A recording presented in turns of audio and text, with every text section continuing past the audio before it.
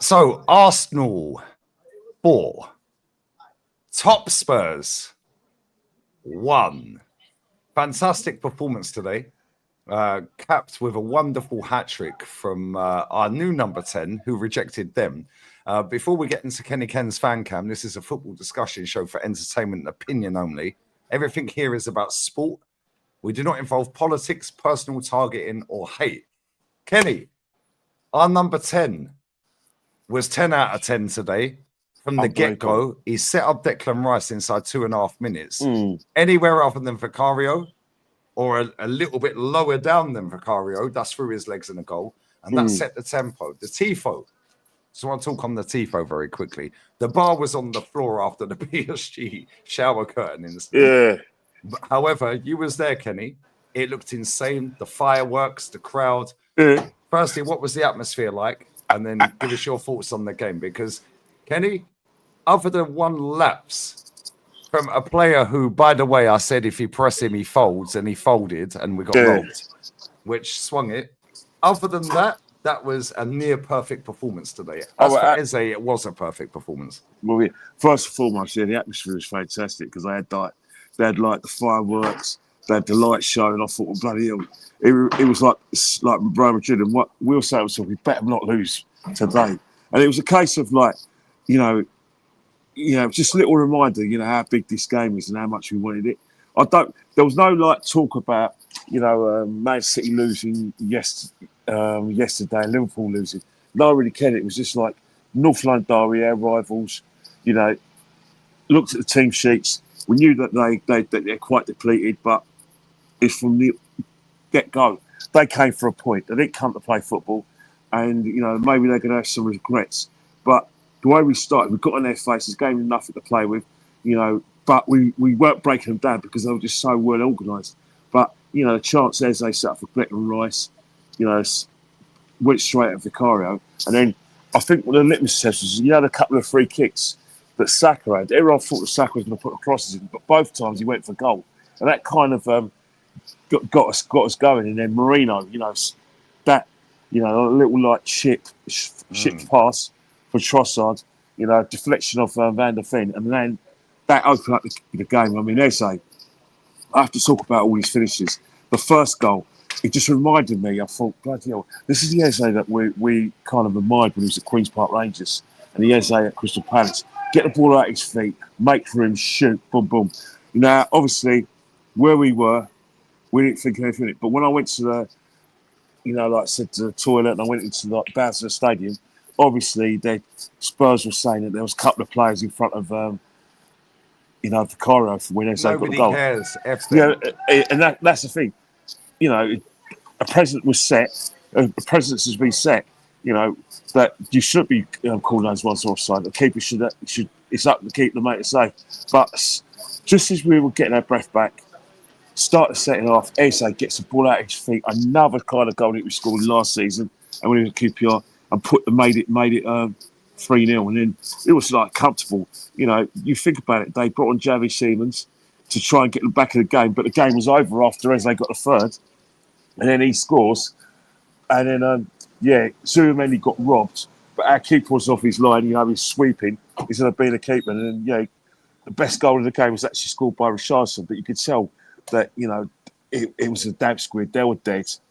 And it was at that point, sorry to overcut you. At that point, there was a 10, 12, 15-minute period where they were on the front foot and they threw everyone on the pitch. And we're sitting there going, and for me, I don't know what it was like in the ground. That's why I'm cut over you. Sorry. Because for us watching, we were having a party. We was like, go and whack 5 past them. Then when Richarlison scored, it was like, oh, mate, if they get the next goal, but then we show character, right? What was it like in the ground? That's the thing.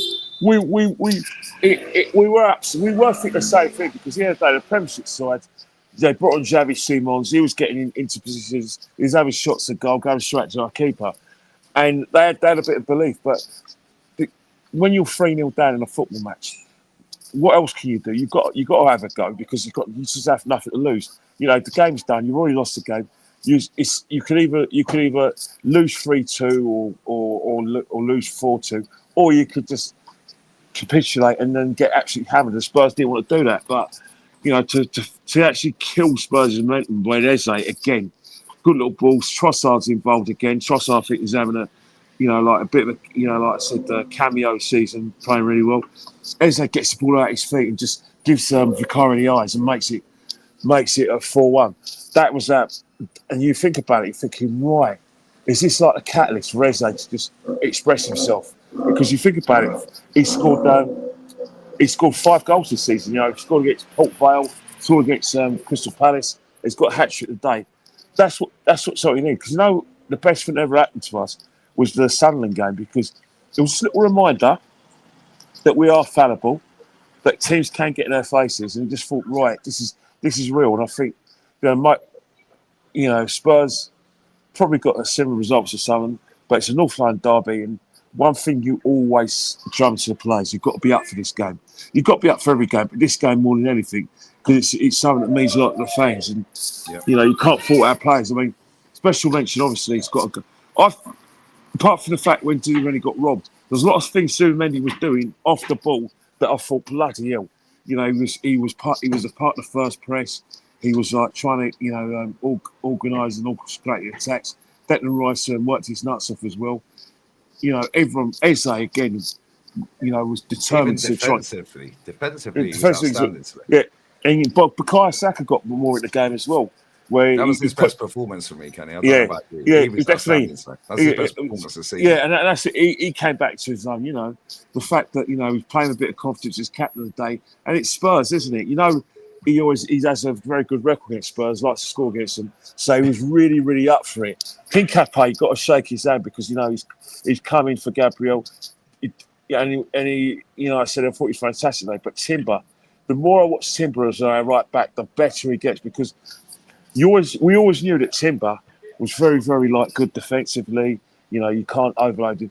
But what people are now seeing is when he's on the ball and in attacking areas, he like I said, he is stretching things. He's basically, because of his pace, he's creating space for Eze, creating space for Trossard, and of course he's creating space for his mate, Saka. So obviously it's just hard to Ben White, but football's a bastard world, didn't it? When there was times where Timber, was injured, and we were relying a lot on Ben White, and he had his chance. But that's what happens with football. One man's misfortune is another man's opportunity, and I think that Timber has taken his opportunity with bated breath. And you kind of, when you look at injuries, players like Gabriel, I think that's probably what the manager was thinking. Hindsight's 2020, but by getting all these players in, these defenders in, one, he wants to get that kind of perfect formula defensively, but for injury, he wants to get quality players, and can't knock it. Mosquera, hasn't let us down, although he's got a bit of experience. Kincape, has been really good. And then you think about the Calafiori at left back as well. I thought he played outstanding. And that's the thing. You've got, and that's the level. We've got to kind of bottle this performance up and say, right, this is how we're going to play for the rest of the season. But it's not always really possible, because we absolutely battered Spurs, and we were allowed to battle Spurs because they lack confidence. The game when if you want to sort of fast forward to the next 2 games, they're going to be bloody hard, because it's Bayern Munich, Harry Kane. Elise's on fire, by the way. Elise, they're not going to have Diaz. They won 6-2 yesterday. Yeah, Diaz ain't going to play because he's on a 3-match ban, because he's got himself sent off against PSG. But again, they went to the best team in Europe, and like I said, made it very comfortable and won comfortably. So they're a team that we've got to watch, and we've got to realise there's going to be a lot of sacrifices going to be made by Saka, Eze, because we're going to probably put men behind the ball. We're probably not getting much of the ball, and we just have to sort of hang in there. When we do get a chance, it's taken, because we're playing a world-class team. But you know what, Kenny? Yeah, sorry to cut in. Yeah, right.